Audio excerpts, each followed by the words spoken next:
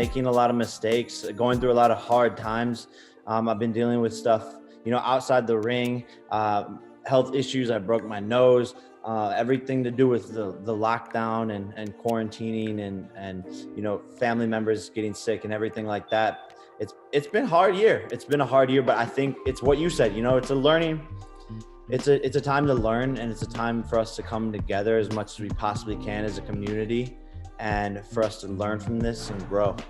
Yeah, it was a scary moment. I was meditating, fell flat on my face, snapped my nose in half. I had to go to the doctors. He cracked it back into place right on the spot, and for a whole week my nose was like swollen and it was really hard to breathe. But we only took like 2 days off and immediately just went back to doing everything that I could, like running, hitting the heavy bag, hitting the mitts. But there was like certain moments where I'd be like hitting the heavy bag and I would like slip off and accidentally like hit myself in the nose, and like it would just be like super painful.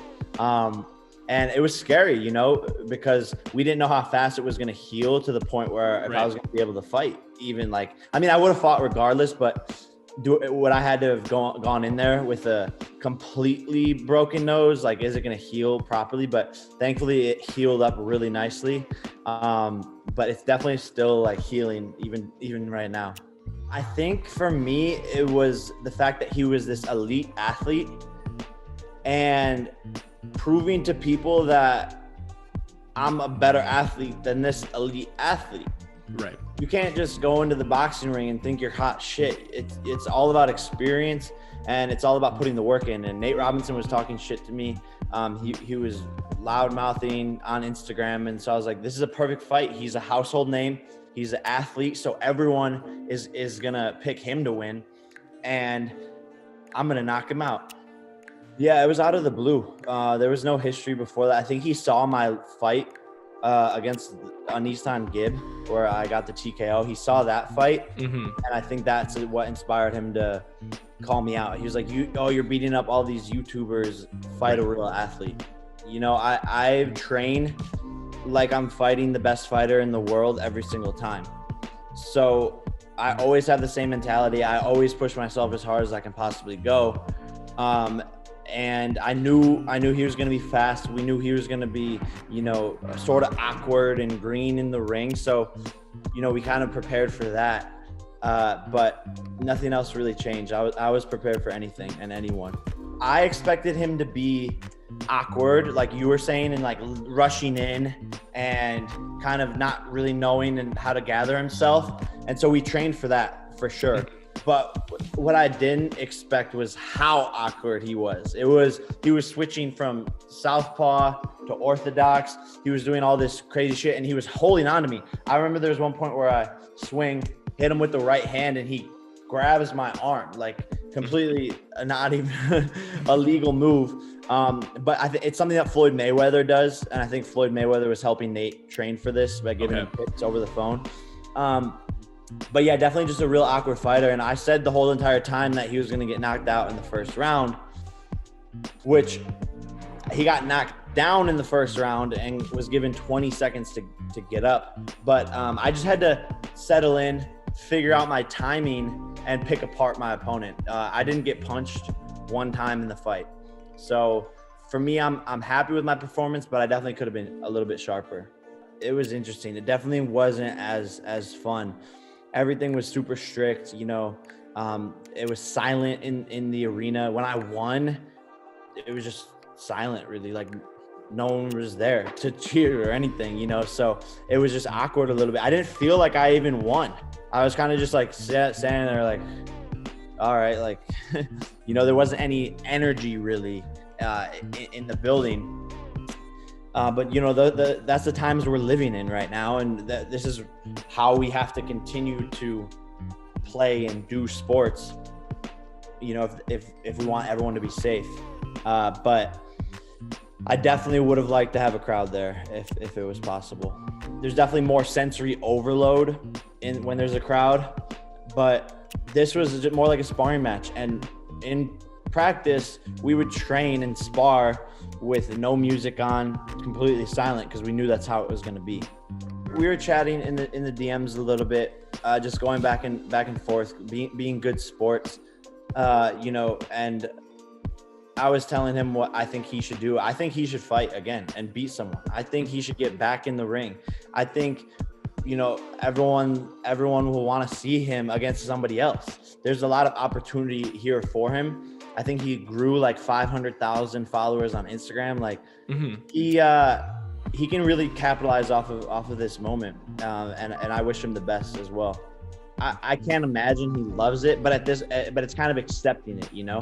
When you sign up to go into a boxing match, anything could possibly happen. And so win, lose, or draw, you have to be okay with that outcome, and that's something that you have to accept.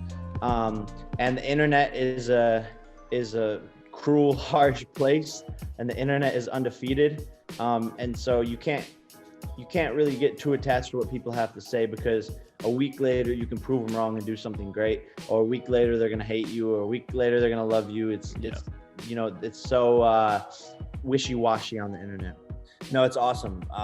It's an honor. It's an honor to be, you know, welcomed into the boxing community by some people. I think some people still are skeptical about it, but you saw Mike Tyson in his post fight interview. He said YouTube boxing is, you know, it's helping to save a dead sport. And Mike Tyson said that himself. And I couldn't agree more. We have this young audience who otherwise wasn't interested in boxing. And these are millions and millions of people. And, you know, we're paving a way and helping, and we're just adding to the sport. There's people that think we're taking away from the sport, but we're not. We're adding to it. We're working just as hard. We're training just as hard. I'm sparring professionals in Las Vegas, the boxing capital of the world, you know, so the naysayers are just haters at this point, and they're going to see that we'll continue to rise. So their opinion doesn't fucking matter, which is the beauty of it. Like, guess what, guys? Guess what, people who aren't accepting me in, like, you're not going to be the one to stop me from coming in. Like, if anything, you're just adding fuel to my fire because you're talking about me. It's surreal. It's surreal, to be honest. And I don't know if I did, you know, I don't know if at this point in my career, I could overshadow Mike Tyson, but if that's what people are saying, then that's what people are saying, and they could say that. But I definitely, in training camp, my goal was to put on the best performance possible to make people say, wow. And that's what we talked about every single day in camp. We said, this is an opportunity of a lifetime. Jake, there's going to be tens of millions of people watching. You need to go out there and put on a fucking show. And that's what we did. And so, it paid off. And I'm glad that people are entertained, and I'm glad, I could provide some entertainment in these hard times. Even though Deontay Wilder lost, he's a big inspiration to me because he started boxing at the age of 21 and he became the heavyweight champion of the world. A lot of people, doubt me and they doubt my ability, but I started boxing when I was 20. So I've been doing it for 3 years now. And if Deontay Wilder could become the champion of the world, then why can't I? And that's the way I see it.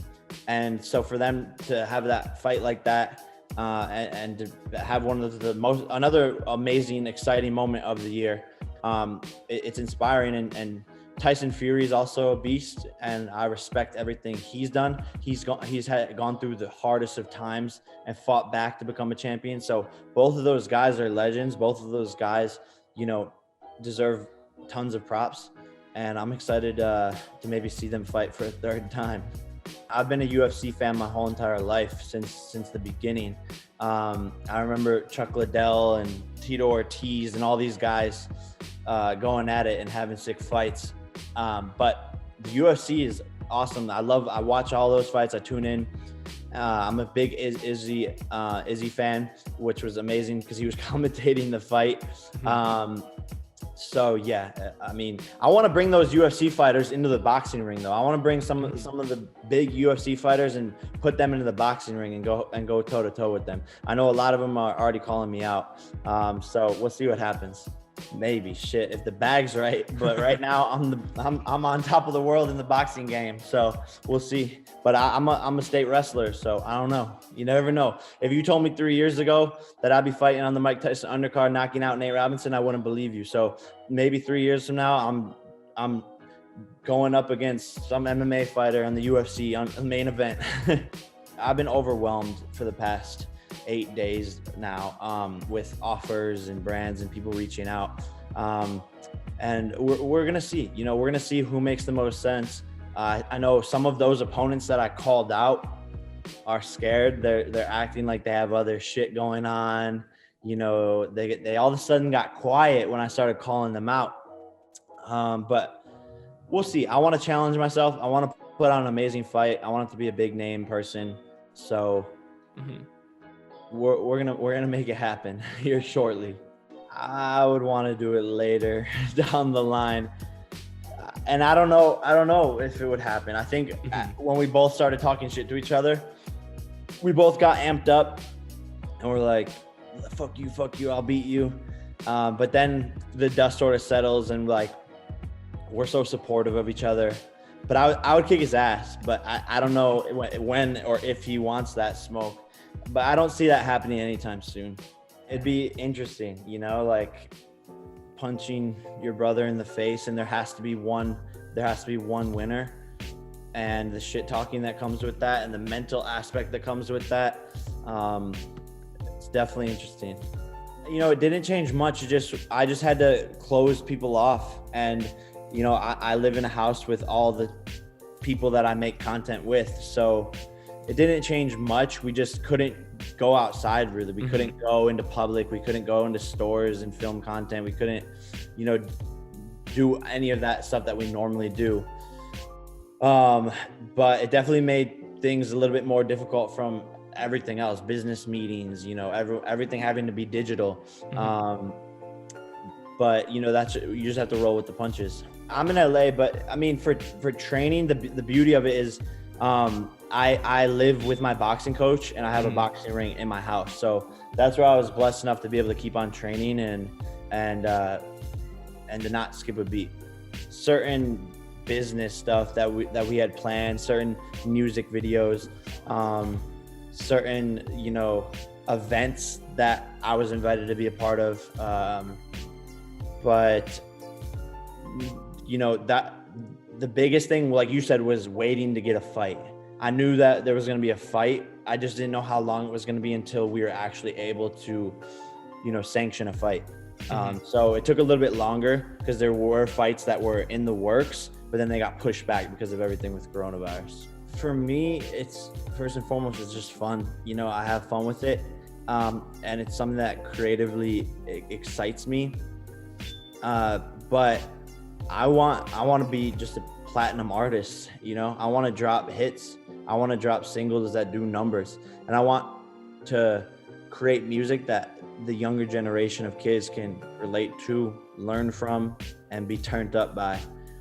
And we'll see what happens. You might see a couple features coming soon. I need to get back in the studio. Like I said, I've been overwhelmed. I haven't really even taken a couple of days off yet, but I'm definitely gonna be dropping music soon.